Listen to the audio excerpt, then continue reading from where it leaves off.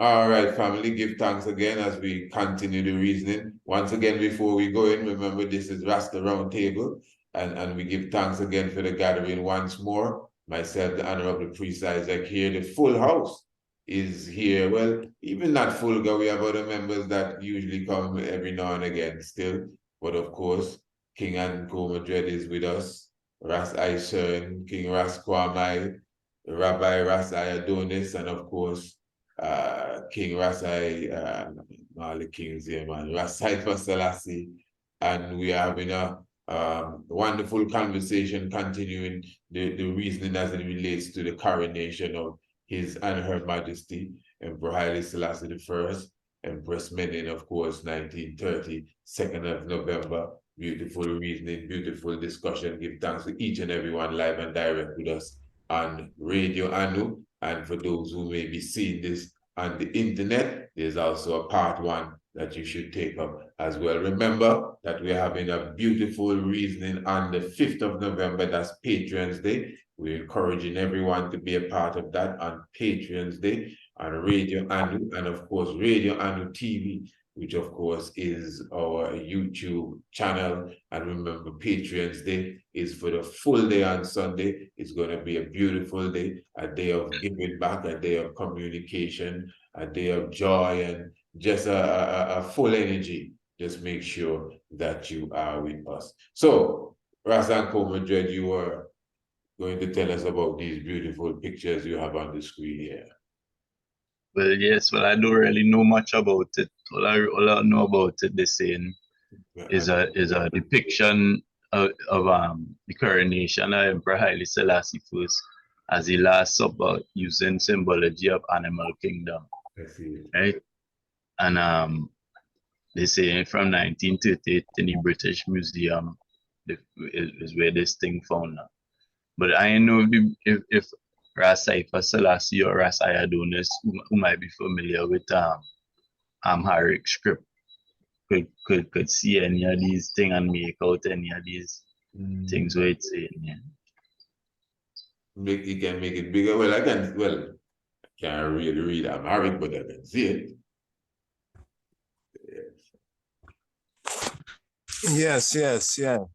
Yes.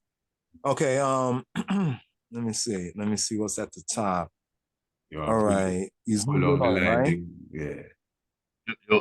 Yeah, what? That's it. Okay. Yeah. Well, Manifest Caduce, Red,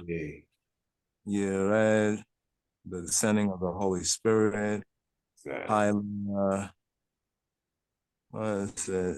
And for those on radio, I know just of course it's radio still. We're reading the Honorable Uncle Madrid just pulled up a picture with some animals around the table, a lion in the center, and an elephant and a giraffe and a gazelle around the table and some other. Looks like the Last Supper, but the lion represents the Christ, and there's a dove above it with some Ethiopian writing, and the rabbi is just translating it for us. Yes, my Lord. It's speaking about like the descent of the Holy Spirit. Speaking about like when the baptism of Jesus Christus, it's actually good as right there at the top right there. I can make out some of it, but it reminds me of the Good as Bible. It's the Good as translation of the verse, like when Christ was baptized by Johannes Matemku, John the Baptist, and the Holy Spirit came down like in the form of the dove. Now, above the heads of the animals. Can you do this right here? Because let's see. Okay, it has tota. You see where the monkey is? The monkey tota. Yeah. If you go back over, move it back over. Delay or something. So where you see it now, the elephant head. Okay, it says Zihon. Zihon is elephant. Zihon. It says Zihon, and then right next to it with the lion there, Zihone, reading from left to right, Zihone. Then it has Anbesa, like above the lion. You see right up there. Above the lion. Yeah, we'll have the picture of the flip. Yeah, there we go. Yeah, above the lion, it has Anbesa. So it's the name. It's basically the names of the different animals according to the Yes, Ethiopian. yes, yes, But, yes. Oh, look on the bottom here. They have a little oh, depth. yeah, around the side. Yeah, around the side.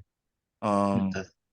Unique and button to and this monkey like you reading notes. Oh yeah. Well, that's a little bit small right there. Maybe it can be read if we get a clearer picture. We'll go back to the left-hand side of the picture because it's read from left to right. Go back to the left-hand side of the picture where the red. You see what the red is? Yeah. Yeah. But you could see this red thing on the table. You could try to make out this here. Yeah. That's some good is there. What Fika, what La Habo, where Wells, Hyla, what's it? Yeah, Batso. Okay, my good is not as strong as my heart right now as Sabo, but like the love and for the sun, power. Yeah, it's a good phrase. I'll look into it now. Yeah, The line Lamont. won't really the conversation too much, but the first time I see this image here, I find like I see all kind of symbologies and thing inside it. So I say, let me show it to the eye. And where you say the origin of this is? Well, They're saying it is in a the language. British, but it depicting the coronation of Emperor Haile Selassie using the symbol of the animal kingdom. The artwork specify that, or you? That is what the caption for the artwork saying. Okay. And the museum. Yeah, but who was the artist? I remember I had read something about it. I don't recall the details, but who was the artist? This is it. It come like it's this Universal History Archive, but they're not showing you who's the artist, but it's saying dated 1930, Coronation Emperor thing. But some of these image like what thing getting bite up and thing, I don't know what it will be saying, Wow. Yeah, Jibina, what's the other word? It's not so clear. Oh, Ahia. Oh, Jibina Ahia, right there, where you see the donkey, Ahia, or the jackass, the Ahia and the Jeb. Jeb is well actually Jib. Right. Jib is hyena. Wow. Jibina, the hyena, and it says Ahia. And the donkey. So that picture right there, the picture right there is the the hyena eating the donkey. True. Yeah, so it's showing different slices of nature. The natural light. Really interesting, man. Really interesting. I mean, for a moment, even beyond religious and all those kind of things, as they get confused now, it kind of reminds me of like, remember the old tunes, like the Animal Party, where man and man would rap a lyric in the nature of animals, you know what I mean? Because it's universal. You know what I mean? The animals are universal kind of symbols and types, so it's kind of religious, but it's kind of just practical. I pause. Come in, my brother. I heard it's quite nice, though, man. Give thanks for that. Showing us that it nice. But before you come out the scene, King, with the American gaze, this is slightly different. But since you're right there, so the Amharic for Isaac is Yishak. What's the gaze for Isaac? No, the Amharic is Yitzhak. They'll say Yitzhak, but in the older pronunciation, it'd probably be a little more emphatic, like Yitzhak. Yitzhak. So that's basically, Amharic. Yeah. Well, that's actually kind of good as into Amharic because the name. So Yitzhak is similar to the word in Amharic to say Yisakal. Yisakal means he laughs. So basically, Yitzhak means to laugh. Exactly. So, bro, when you laugh, you fulfill that name. You know what I mean? Yeah, tell me about it. So let me ask you now. So basically, from the gaze to the Amharic is basically like a similar tone. Doesn't deviate that much. Well, when it comes down to names, like biblical names, since the Usually the first same. translations were into Ge'ez before the 4th century and after, because a lot of people don't know about the translations before the 4th century. They only know about the ones after. After the 4th century was mainly like from Syriac and Greek, like the Septuagint, but they were translations before, prior to the 4th century.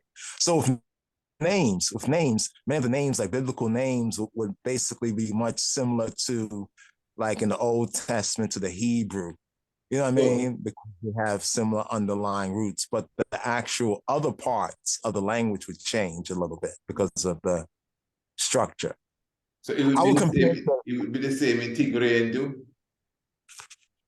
some things, some things. The No, Tigrayan, but Isaac, Yitzhak. Yitzhak.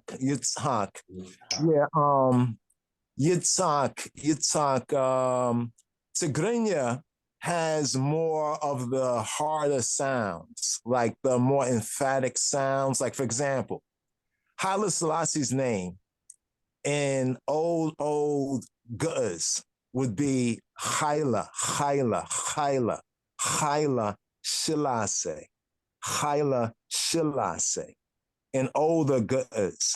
See, for example, that we say Haile, and some of us might say Ayla. It's interesting because we do that in English. You know, we would say, for example, a name like Alfred, right? Alfred. Some people will say it as Halfred. A name like Harold. Some people say it's Harold. So sometimes sounds get like, we call it linguistically feminized. So Amharic is a little smoother.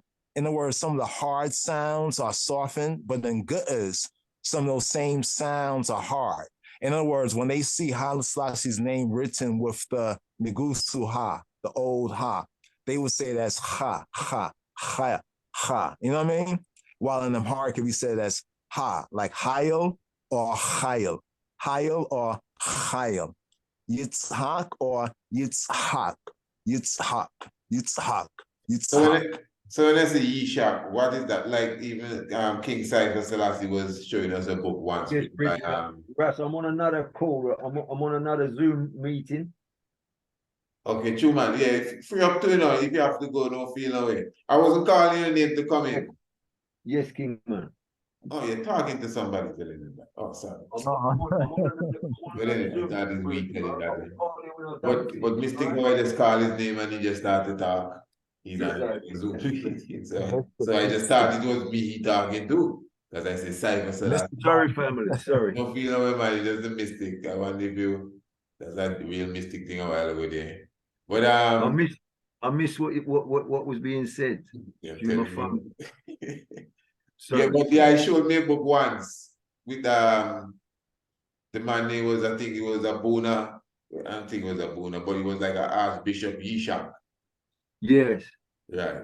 So I was asking my lord, what is Yishak in well, I guess in English, what name is Yishak? Oh, Isaac. Yishak. Oh, okay, Yishak. Okay, like European Jews would say because of their mother tongue, because they have Oh, an Eastern European mother tongue, they say some things differently. Like some, instead of saying Shabbat, they have a list. They'll say Shavos, Shavos, Shavos. so the And Yishak is really Isaac yeah, well, in Hebrew, in it's the the yes. Yitzhak, Yitzhak, Yitzhak. In Amharic, it'll be Yishak, Yishak. It's a little play on words, but the Yishak is more of a kind of a European kind of transliteration. Because the sound is actually a sound that they don't say in English. It's actually a yitz, yitz, because they can't say the like the Ethiopians, they would make it like a TCH. You probably see them write it as TCH. Others will write it as like a SH. So in Amharic, it'll be yitz, yes, hak, yes, hak in Amharic. In Hebrew, it'll be yitz, hak, yitz, hak. The Jews would say, other people say yishak. You're shocked because you can't really make that sound because they're not Hebrews. No, anyway. Oh my Lord. Yes, yes, so sorry, that big information there. No, it was a good, it's actually a good point. It's actually a very interesting Right. point, you know? Right. But the Tigray is more important to me though, because of some little history that I've received. But some other time, I guess we'll reason concerning that. I'd love to have that reasoning because Yes, they do maintain a lot of the older culture. True. Can't say this. Can't say this. I hope it doesn't offend any maybe Ethiopians or people who might be a little bit fanatical, to use that word that you used earlier. But the thing about the Tigranian, the northern culture, it's a little bit less assimilated, if you understand where I'm going. The southern culture, basically the Amharas, and I make the disclaimer for this. It's Rasta Adonis is saying this. I know some people may not agree initially, but will agree after they study. That when the Northerners came down because of the Ottoman Turks, they had to move from the north and they moved more to the central highlands. They basically were Tigrayans. They encountered certain migrating tribes of Oromos and Galas and others, and there were conflicts and eventually peace. But then these two cultures merged together. We could say the northern Ethiopian culture with the southern culture. And this is where Amharic kind of comes in. So Amharic has a lot of words in it that are not, that are more Cushitic, while the Tigranian has less of those words. For example, water. Water in Amharic, is wuha, wuha, wuha, or wuha, wuha, wuha, or wuha. In Tigrinya, water is mai. In Hebrew, water is mai. In Tigrinya and Ge'ez, the word for day is yom, yom. In Hebrew, the word for day is yom. In Amharic, the word for day is ken, ken. So some words and terminologies have gotten into Amharic. So Amharic is more like a Creole. That's all I want to say. It's more like a blend of the northern that came down and the southern cultures, like the Cushitic Oromo cultures, in other words. So yeah, for a history study, Tigrinya would be a little more important because it connects more with the Ge'ez on some levels. The scholars and them say that Tigrinya retain about 71% similarity to Giz, while Amharic is more about 41% similarity, kind of thing. That's a good percentage. And His Majesty's Bible actually I would say just a rough number, maintains something like 51 to maybe 60% more Ge'ez. I saw His Majesty's Bible. He kind of went out of their way to keep in some Ge'ez terms instead of opting for, and constructions instead of opting for Amharic. That's interesting you mentioned that. Yes. Well, you mentioned scholars, and I wish I could just recall the name, but there was an elder Ethiopian that was he was a documentary really, and he was highlighting the same gaze, and from his point of view, he said that whole thing about gaze playing itself down from Coptic and Medunetta and all of that. He's totally against that.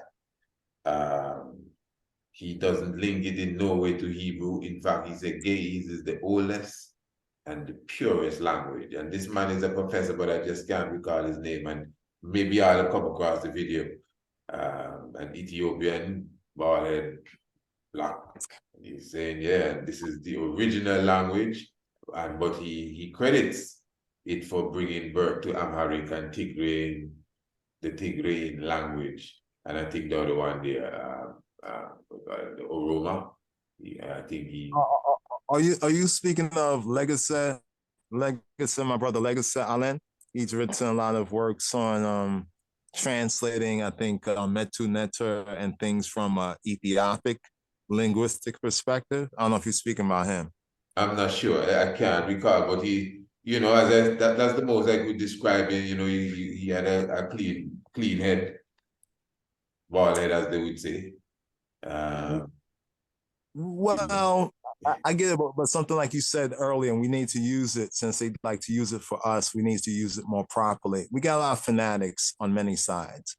Yeah. I do agree with as being like a kind of apparent language to many of the Ethiopian languages like Tigrinya and Tigra and Tigrinya and all that. But how would you stand it next to the Hebrew language?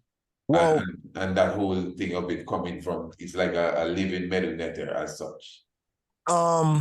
There's an author, there's a old writer, and I got into his research not even knowing that His Majesty, of course I didn't deny His Majesty knew of him, but I never read anything His Majesty said of him. His name is what's his name? August Dillman. August Dillman, like August the month, Dillman, Dillman or Mann, a German scholar.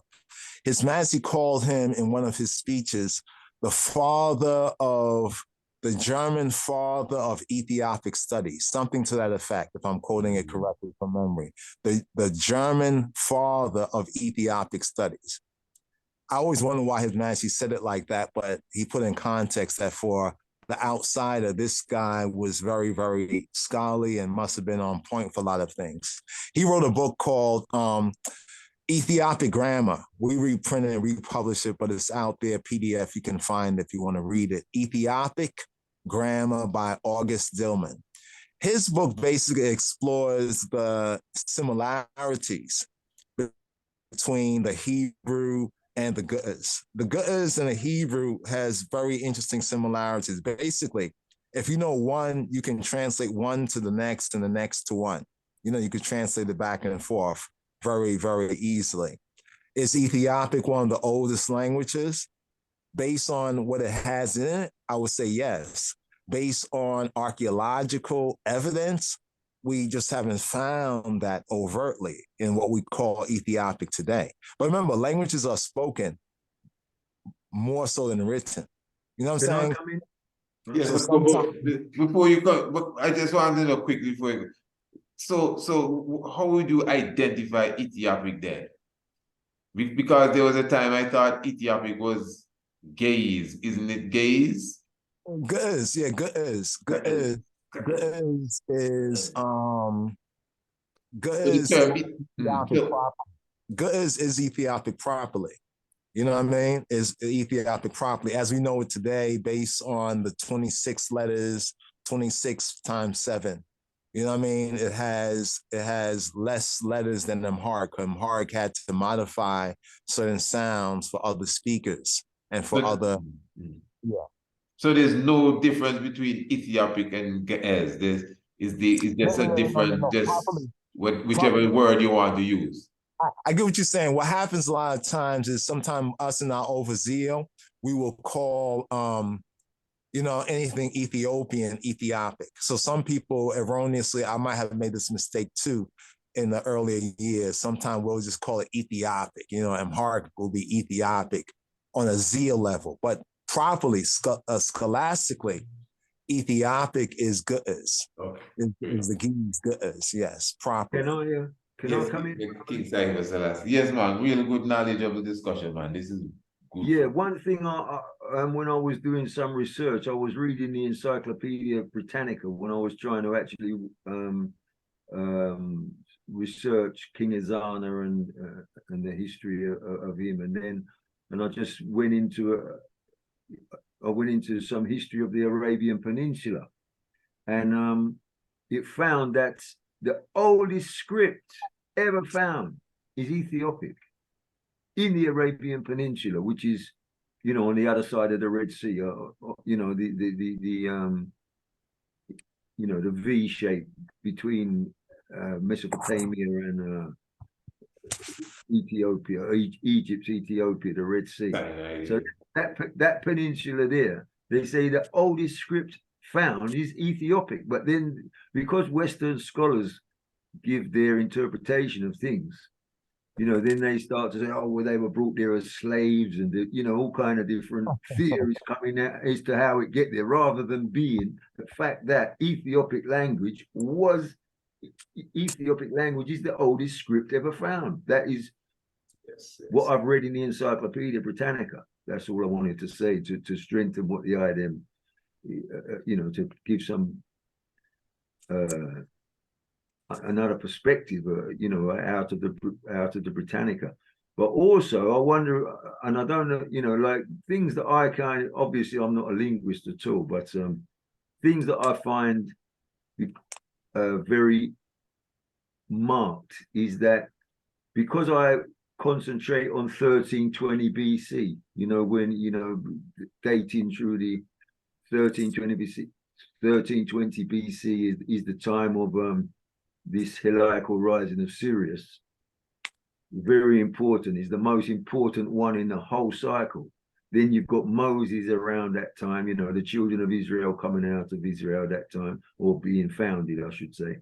Then you've got Akhenaten, you know, 100, like 30, 40 years before Akhenaten, and these people, and he founded the city of Amarna, Amarna, Amarna.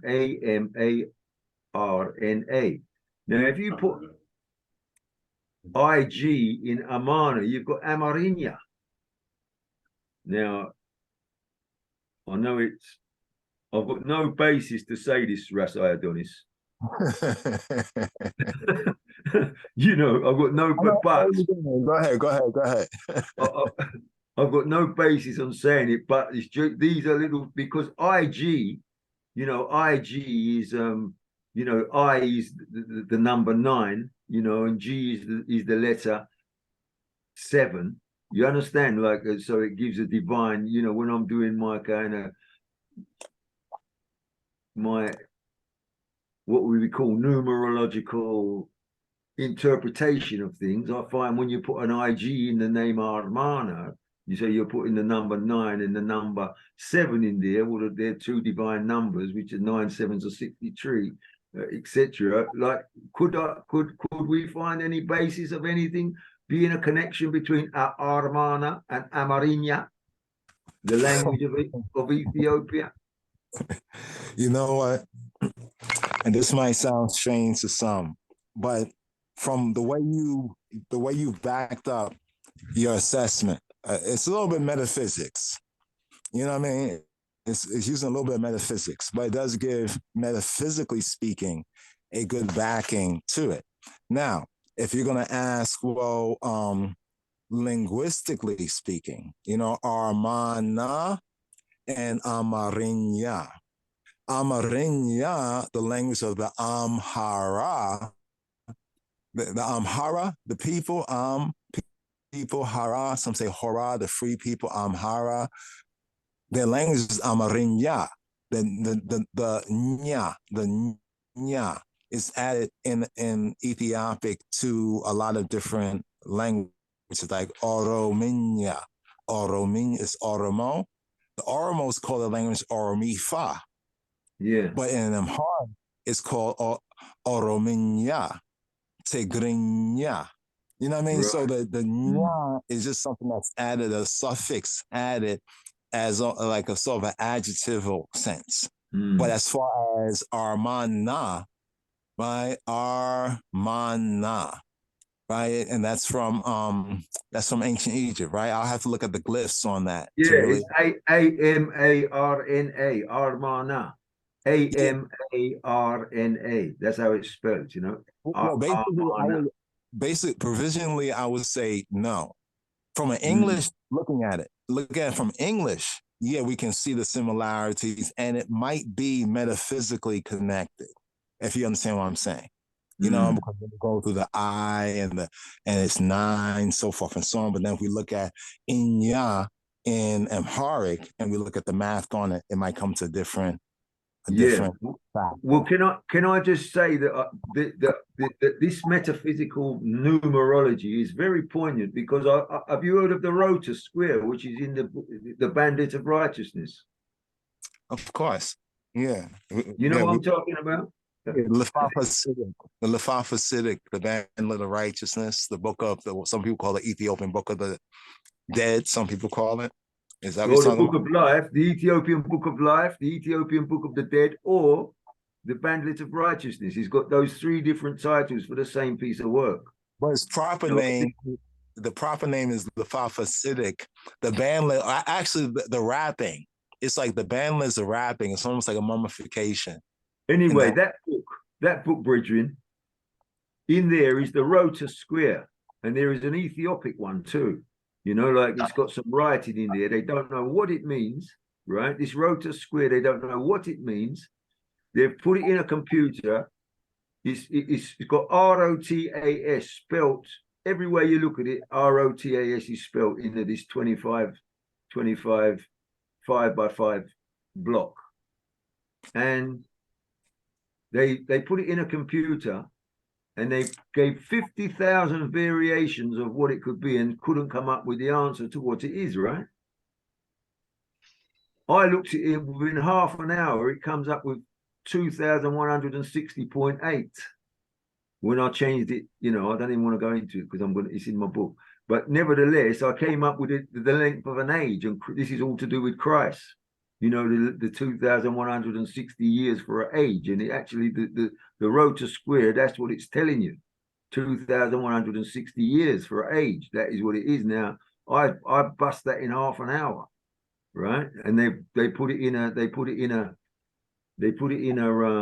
computer and give 50,000 variations and still don't know what it means. And then there's an Ethiopian one, because they brought that in there to give a comparison with the Ethiopian one. So I used the Ethiopian one, and I've done exactly the same thing, and I come up with the same number, right? So what I'm saying, the metaphysics of these letters, like the numerology of the power of these numbers, Rasai Adonis, is something which I just experiment with. I don't, you know, I'm not, as I say, I'm not a linguist at all. I haven't got a clue, and it all seems like out there. But nevertheless, when I come up with mathematical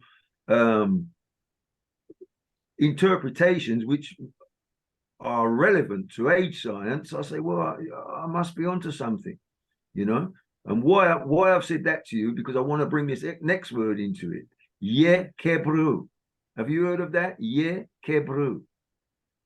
Like as in Hebrew, but not with a H, with a K. Ye kebru, because ye in Ethiopia gives an idea of something dear, you know, dear, my dear, or beautiful, blessed Ethiopia. Ye Ethiopia, like blessed Ethiopia. Am I right in that, in saying that Ethiopia?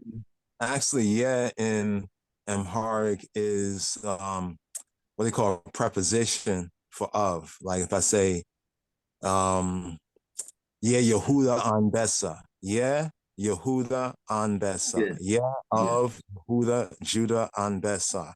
Lion. Right. We're saying lion. Okay. So then Hebrew then would be of Hebrew, right? If we was going to say Hebrew, it's of Hebrew, right? No. Are we saying Kebru? Are we saying? Well, Kebru? I'm going to tell you what I know Kebru is. Kebru, Kebru is the day that the true cross becomes active, because the day before the finding of the true cross is Demera, which is where they burn the fire, and then the pole drops to north, south, east, or west, and then that gives an interpretation of what the in the law, LORE, of Ethiopia say, whether it's going to be famine, whether it's going to be peace, whether it's going to be war, whether it's going to be prosperity, you know, whichever way it drops. They have that interpretation of the law, LORE, right? Well, that day, Demera, is not the feast day. That is the eve of the feast, right? Demera, which is the 26th of September, and then the 27th of September is the finding of the true cross. Well, the 27th and the finding of the true cross feast is the day Yekebru, that the cross becomes active. Right? So do you think, could there be a connection between Kebru and Hebrew?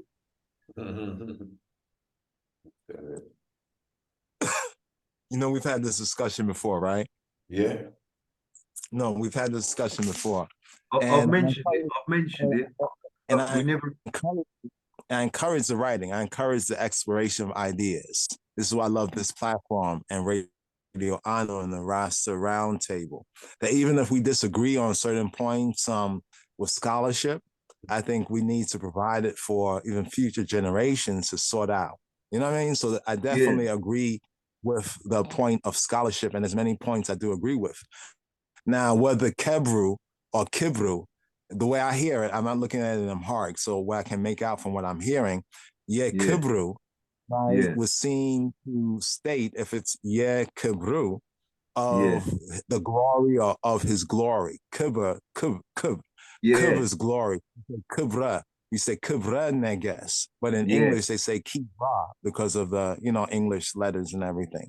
The glory of King. So Kibru can seem to mean of his glory or of the glory. In that sense, from Amharic, if it's Amharic that I'm hearing. So that's what I'm saying. Now Kebra and Abara. Abara is the root of Hebrew. Abara means to transcend or to cross over. It can mean to cross over from this side of the river to that side of the river. It can mean to cross over from a lower faith to a higher faith, or from a higher faith to a lower faith. It can mean to cross over in that sense. You know what I mean? Basically, that's why I often say that the Hebrew aspect is not really about race. The Hebrew aspect was more about religious or spiritual ideology.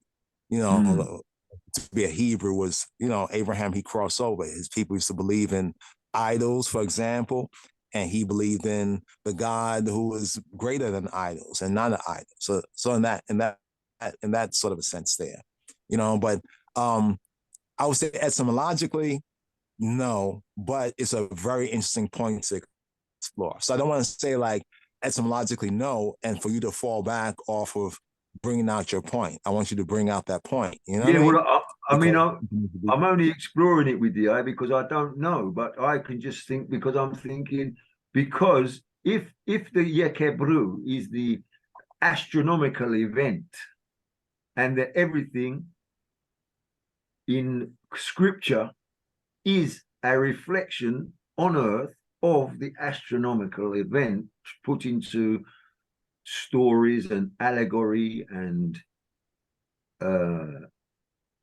numerology, putting the words into giving words.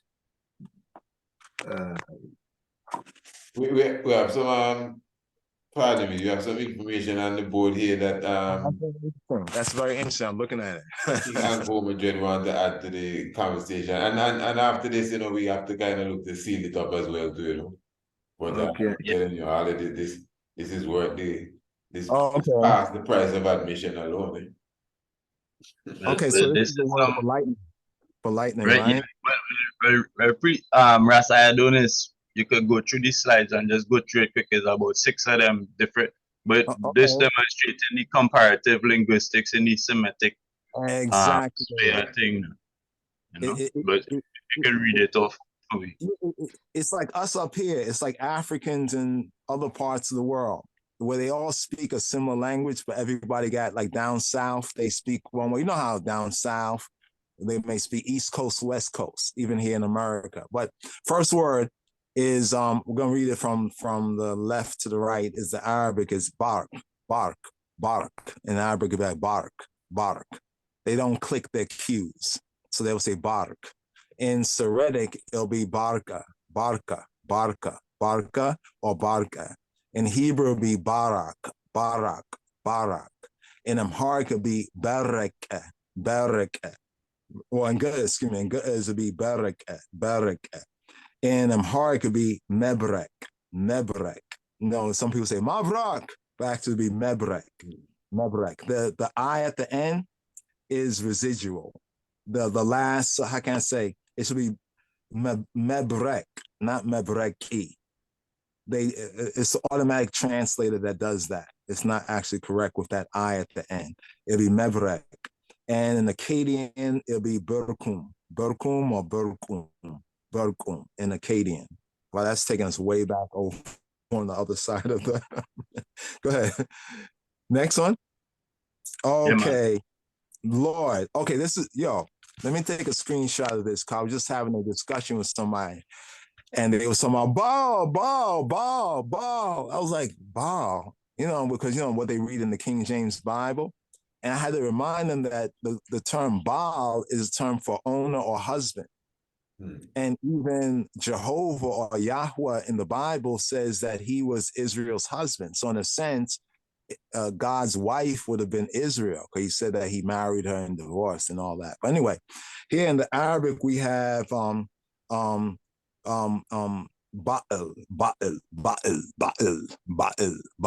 in the Arabic. In the Syriac, we have Ba'ila. In Hebrew, we have Ba'al for Lord, husband, owner. In Ge'ez, this is interesting, in Ge'ez, we have Be'al. Now, also a feast, a festival, y'all, is called a Be'al. A feast of festival in Ethiopia is called a Be'al, which is kind of interesting when you think about it, right? Right? It's a Be'al, a feast, a festival. In Amharic, we have the term as Baal. And in Akkadian, we have Belum or Balum for husband, owner. It's a good slide you got, my brother, right here. Okay, I have more. Okay. You got dog. Now notice this. Dog, well, they're not really correct in Amharic. This is not really correct in Amharic. Dog in Amharic is Wisha. But, almost like the old Wisha, but they say that's like a more modern term for it or something. No. In Tigrinya, they should put Tigrinya there. Yeah. They should have Tigrinya there. But what they're doing is kind of like, we have the same thing amongst us, West Coast, East Coast, but we're all Black people. Why we're fighting? You know what I'm saying? Anyway, the term for dog in Arabic is kalb, like kalb. In Syriac is kalba.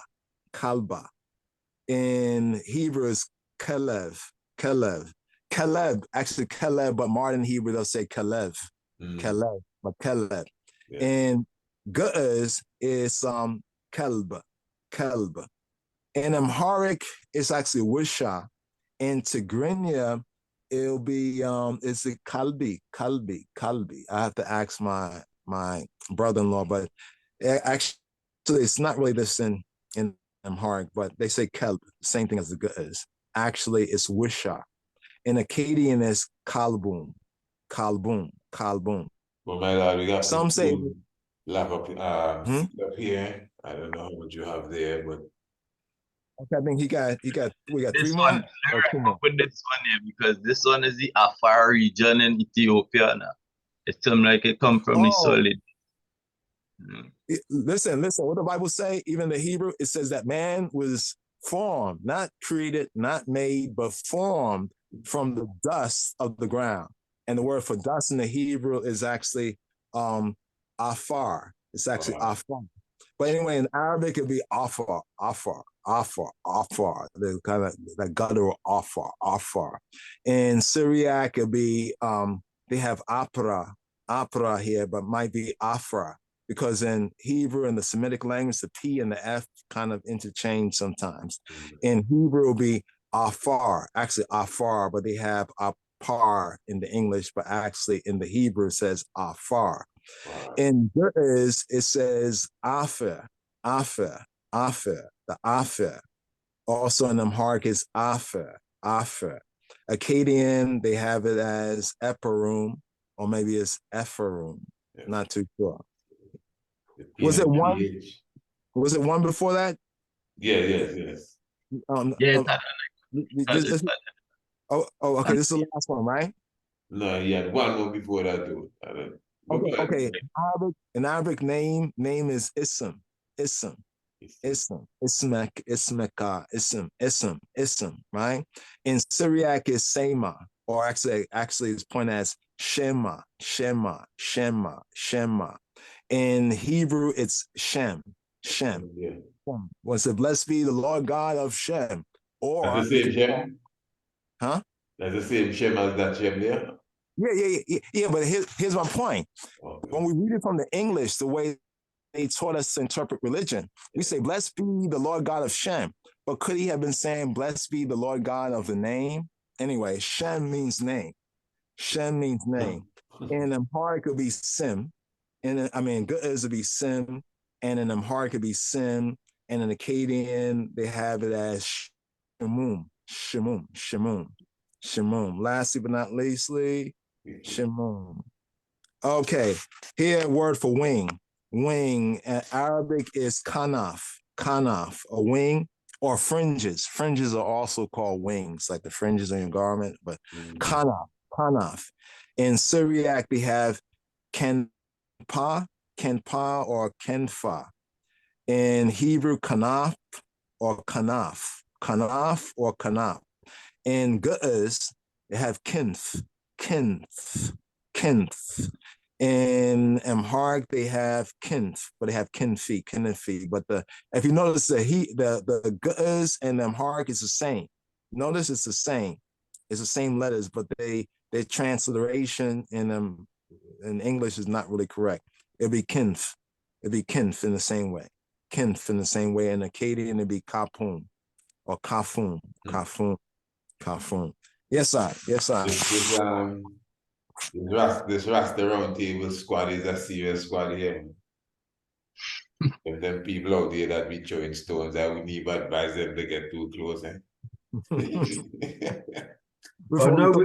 know we have to close. I but see I also That's how you do this. you have cosmologists, you have astronomers, you have linguists. You have some deep philosophers here, some history majors. I wouldn't advise nobody to get close, brother. You will get eat up quickly. My brethren, I done this. They are in all them languages that we find in all these languages.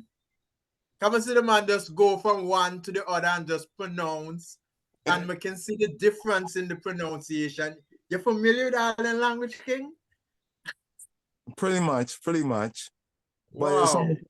But not fluent, not the other ones. Arabic was my first language, actually. Wow. My father was all into that and everything. I got sent all your book, Antiquities of the Black Race. Something he wrote back in the days and published in Muhammad Speaks, the Nation of Islam newspaper. I got sent all your copy of it. And you're probably going to beat up on me more. You're probably going to side with my father more than my earthly. But I would say that the Hebrew and the Amharic, and therefore the Ge'ez. Hebrew, Amharic, more fluent. The Ge'ez, because it's more like the Arabic in some ways. The other language, Syriac, not so much. I tried to learn Syriac, but, its alphabet was a little challenging to me. Akkadian, no. Akkadian, I need to get up on Akkadian. But because of the similarities, yeah. You know what I mean? It's like somebody peculiar set of language that the man studied yet. That peculiar set of language. It's like the patois from one island to the next, and the English in America. If you came to America, you will hear some of our people, like some of my people from down south, who speak in a very similar way, even though you will recognize it's not from your island or it's not from this island. You know what I mean? But you will recognize it's similar. It's similar. You can get with it. You know what I mean? You can get with it. Can I just say something to my Antiguan brethren here? I see 3 of you are from Antigua. One thing I noticed with the Jewish language, with the Hebrew, where you make a B into a V, like Rasta Adonis, when he's pronouncing B, something which is a B, and he puts a V in it in the Hebrew. Well, when I lived in Antigua, when I was a youth, I used to notice very much that people in Antigua say, me love you. They don't say love. They say me love. True. So Yeah. that interchangeability. You made a big We're gonna give one more. Instead of we say vex, V-E-X, we say vex. Yes. V-E-X. Yes. No. Yes. No, my brother's gonna hear this. Rod Seymour, hail up Rod Seymour. Me and him be just lives and on our other channel. He mentioned this. He said that in, I think, Antigua, St. Vincent, Virgin Islands, they have this soft V. The B and the V to them, to y'all, is a soft B. And sometimes they'll take a V word and put a B on it. So that shows that he's already part of us anyway. You know what I mean? We never know. The other people may just have stolen that too. You know what I mean? Caleb, you know? Yeah. Very interesting. Big point. So let me ask, since we are linguists now, with the double L and the single L in Selassie. Brother, mystic, you mystic. You talk. You mystic, man. Well, so what's it? Because I mean, I would have seen. I'm sure the item familiar maybe would have seen firsthand some of the plaques that even the king lay. I only might see some of them from documentary, but even in Ethiopia, I think the plaque at the OAU, the one in for the school in Jamaica, and even a read that was a see, because I observe these things. I read to see the king lay with his handwriting. Well, I don't know if it's his handwriting, but the read was written Haile Selassie, and it was in penmanship. And I noticed the L, one L. Yes, I would have gone, the autobiography and so on, in some, you see the double L. And so I think I will bring it up tonight because I know the item pushed the double L as well. And Rasta, yes, my honorable priest. Yes, King. Honorable priest. You know where you've read that in the autobiography, right? The double L.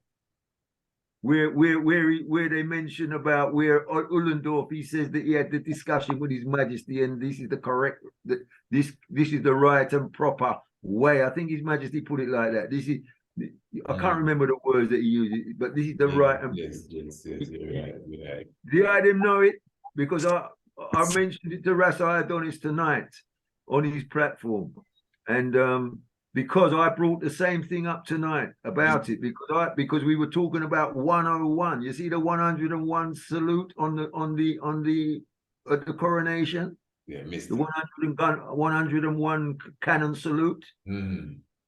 Well, that brought me up to say that also not only the 101 cannon salute, also the when His Majesty went after the liberation to take back from the Sudan border, the Gideon force was called Gideon 101. Mm-hmm. It was called Gideon 101. That was the code name for it, 101. Yes. Right? Because Selassie spelt with 2 L's adds up to 101. Yeah. If it's got 1 L, it's 89. Well, I've been trying to look for the significance of 89. Not really, but if you spell it with the Ge'ez spelling, if you spell it with Cillasase, it comes to 77. Okay, yes, I can see 77, 7 to the power of 7, 7 seals, blah, blah, blah. Yes.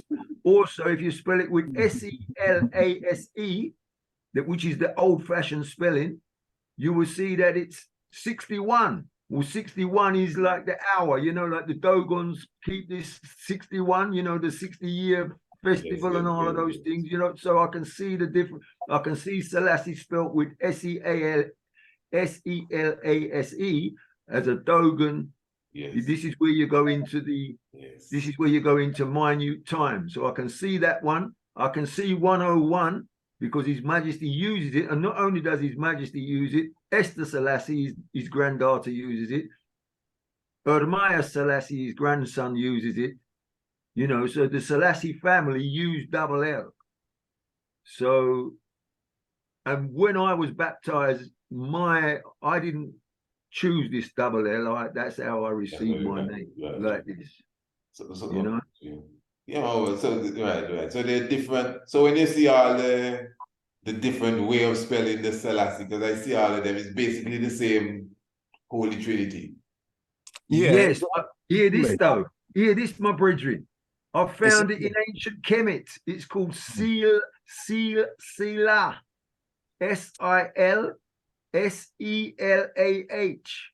Silsila. And guess what Silsila is? It's a mountain range where they take all the stones from the mountain, you know, to build the block, where they cut the stones to build the block. And it's at the shortest, it is at this Silsila mountain is at the shortest distance across the River Nile. You know, where they cross the River Nile, it's the shortest distance across the River Nile, and one side is these Silsila mountains are on either side, and it's a quarry. And they use that quarry to build the temples of Kemet, the sandstone quarries, to build when they build those big sandstone monuments. That's where they take it from. So if it's the head cornerstone, Silsila, the head cornerstone, you know, I can find this relationship, you know. It's very interesting. Right. Yes, family, you don't know, no. In the interest of time. Yes, sir. I have very feeling episode here. That's the all right. Well, this must make up for all them absence, boy, guys. And I think no one can deny. Any sealing words for anyone? I would just leave it at that. I would have to say to everybody, welcome coronation. True. Make the powers of the coronation give I and I strength, more love, more light, more joy, more happiness.